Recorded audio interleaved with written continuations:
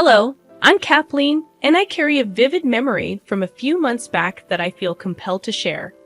It's a story about recognizing toxic behavior and the importance of standing up against it.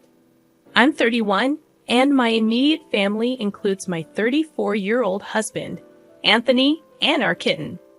Anthony and I, high school sweethearts, tied the knot at a young age despite attending colleges in different states. Our bond remains strong, and next month we'll celebrate our 13th year together. Regrettably, my mother-in-law, Carol, won't be joining us. From the start, Carol harbored a dislike for me. With 2 sons, she had always indulged and spoiled them, considering no one worthy of her precious boys. Anthony and his older brother, David, were oblivious to her controlling and manipulative nature. As they grew, Carol's overbearing tendencies became problematic, forbidding her teenage sons from dating or socializing with girls outside of school. Despite evident signs, Anthony and David remained enamored with their mother's love, failing to recognize her control. Over time, David began rebelling against Carol's rules, which led to conflicts, even threats against his then-girlfriend, Lauren, now his wife. David, however, stood firm, refusing to succumb to Carol's influence.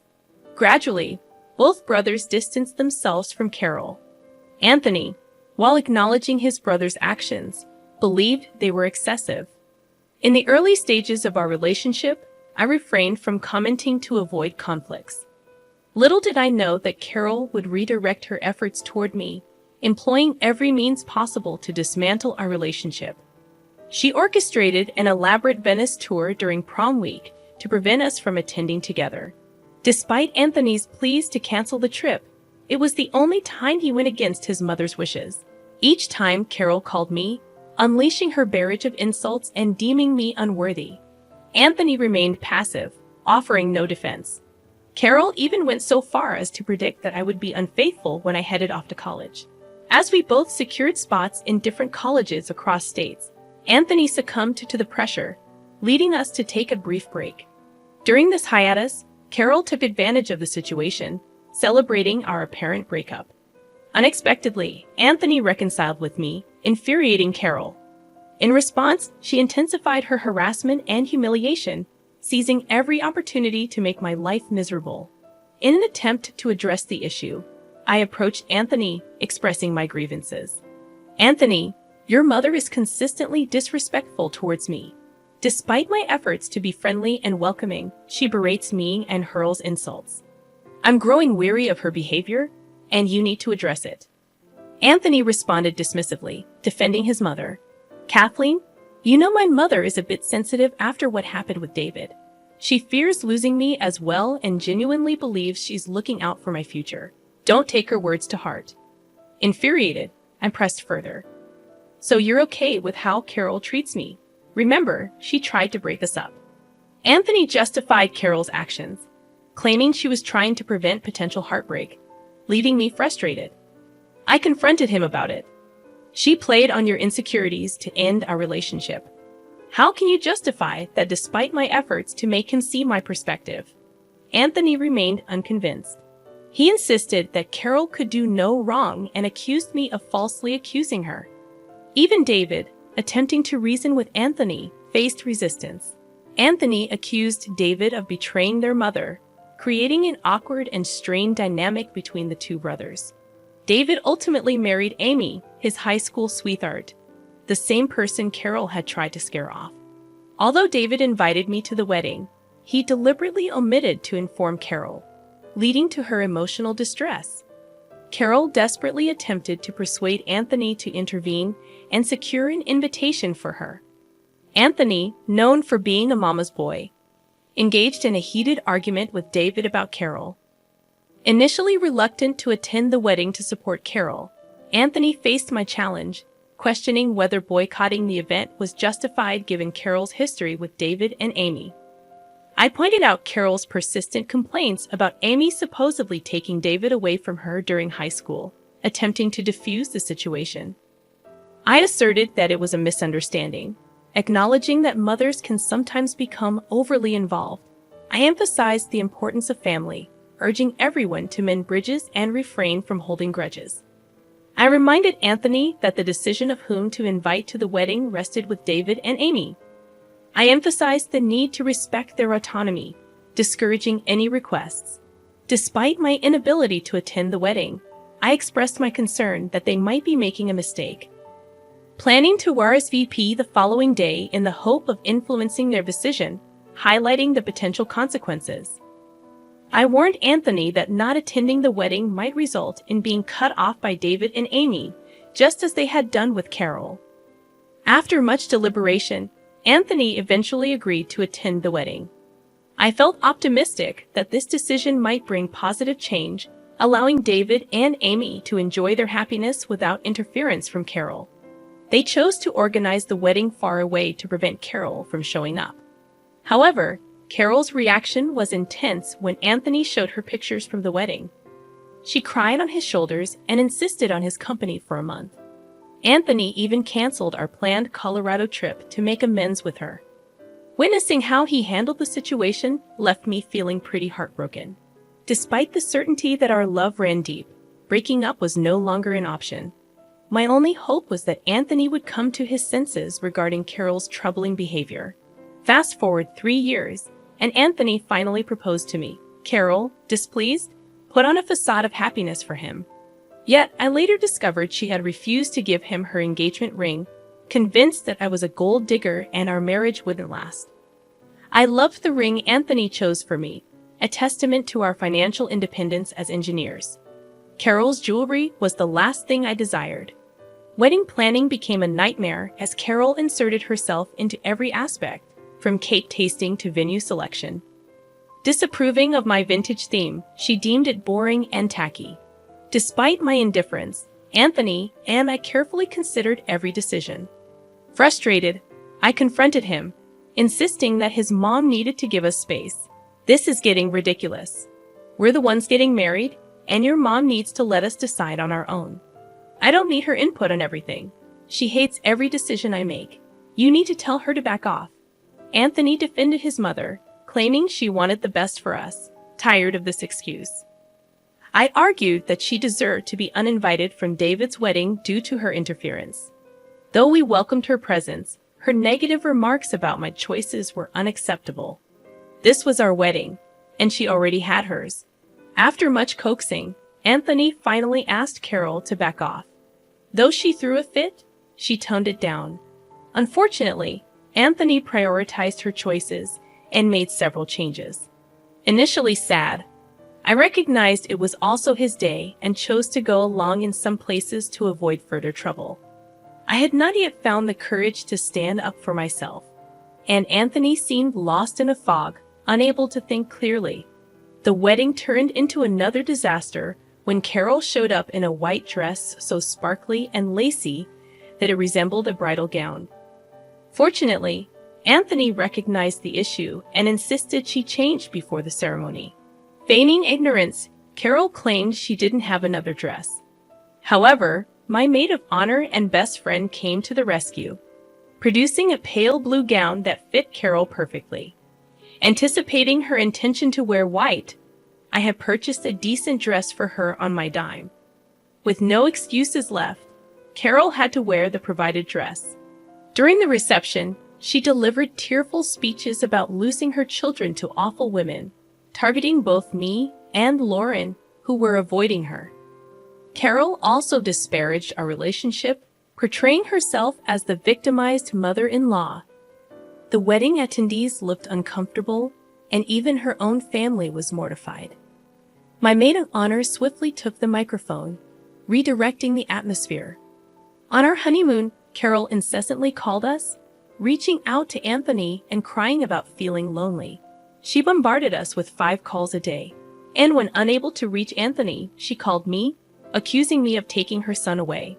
Just a month after the wedding, she insisted that no matter what I did, he would always choose her over me, asserting that he would never love me more than his mama. Attempting to reason with her, I explained that we were on our honeymoon and she needed to stop calling us so frequently. When Anthony's phone died, he went back to our room to charge it, emphasizing that there was no intention of keeping him away from her. Kathleen, it's clear to me how driven you are by greed. Your sole focus is on extracting money from him, ignoring the fact that he supports me financially and genuinely cares for me, something he's been doing since his father passed away a decade ago. Carol, you may be his mother, and it's natural for him to support you. But I am financially stable on my own and have no interest in his money. Stop falsely accusing me of trying to exploit him. Enough with your baseless accusations. You might deceive him, but I see through your intentions. Hand over the phone to my husband. I need to speak with him urgently. During our honeymoon, I endured numerous conversations like this with Kathleen. When we returned home, dealing with her incessant crying became a daily struggle, all because we didn't take her along. Even now, she scolded my husband for going without her. Anthony, as always, did his best to console his mother, overlooking my concerns. I was gradually finding my voice to stand up for myself.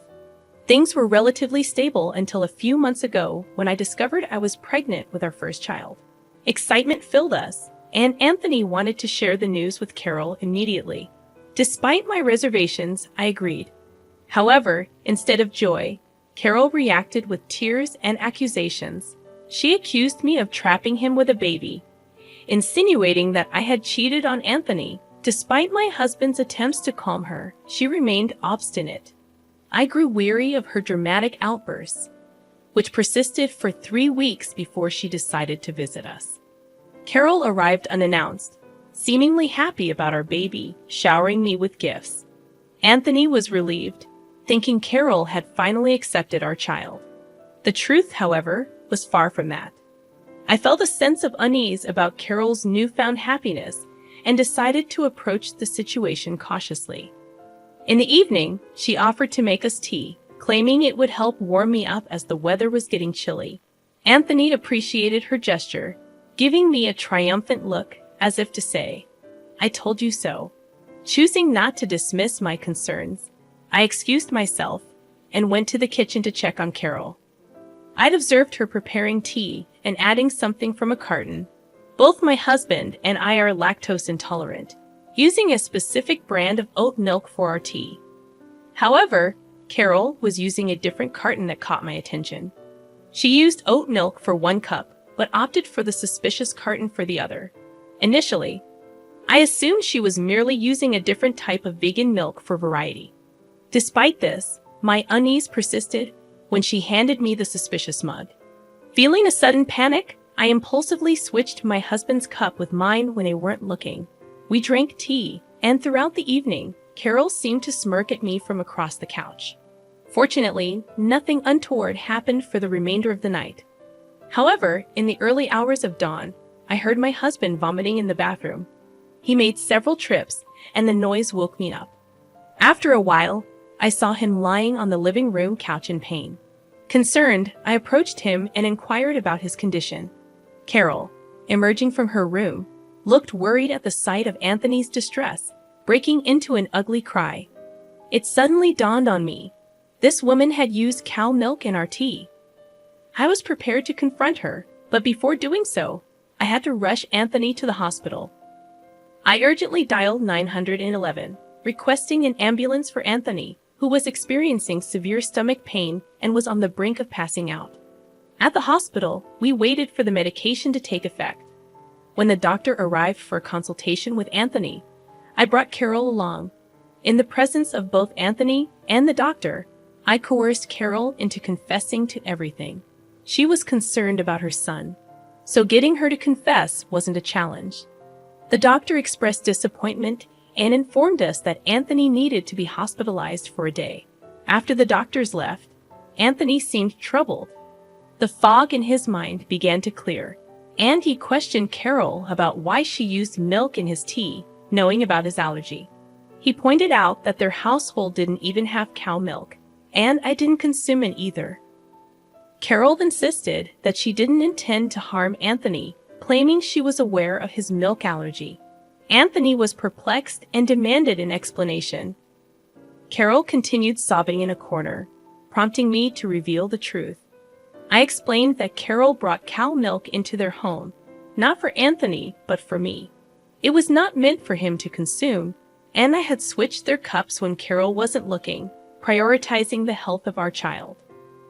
It turned out to be the right decision. Anthony, shocked and disbelieving, accused me of lying. He couldn't fathom why Carol would want to hurt him and our child.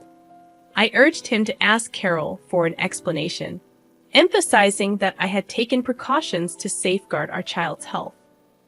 Carol erupted into a cacophony of wails and screams, reaching such a fever pitch that a nurse had to usher her out, a move no one objected to at that point. Anthony, visibly shaken and traumatized by Carol's actions, apologized profusely and pledged to keep her out of our lives. Witnessing Anthony's pain, I offered comfort as best I could and took him home the following day. During his hospital stay, I seized the opportunity to change the locks on our house. Anthony called Carol, firmly informing her that we were cutting all contact with her for good. This decision triggered more cries and pleas from her, insisting that as his mother, he couldn't sever ties. Anthony resolutely rejected her pleas, highlighting how her actions had harmed our family. He emphasized that he wouldn't tolerate it any longer. Acknowledging that he had been blind to her detrimental influence, Carol confessed her motivations, admitting that she sought to hurt me and make me suffer because she felt neglected. Anthony, unyielding, deemed her actions unforgivable, especially considering the potential harm if I had consumed the tea she prepared. Expressing his disgust, Anthony firmly rejected her presence and cut off all communication. We changed the locks to prevent her from entering our home, and when she attempted to force her way in, we called the authorities, blocking her on phones and social media. We informed our extended family about the situation, and their unanimous disapproval further isolated Carol. After discussing her actions and reviewing evidence from security cameras and her confession to the doctor, we successfully obtained a restraining order against her. Though she tried to gather information from our extended family, none entertained her demands. We withdrew financial support, prompting her to secure a job at Walmart to support herself. Gradually rebuilding our relationship with David and Lauren, Anthony and David resolved their issues through a heart-to-heart conversation. Lauren and I, already good friends, strengthened our bond further. My husband, having come to his senses, shielded me from Carol's influence, and we eagerly anticipated the arrival of our child, with an agreement not to allow Carol any relationship with our future family. Enjoying the newfound peace in our household after Carol's departure, we considered moving to David City after our child's birth. Uncertain about the future, we remained positive that we would overcome any challenges together.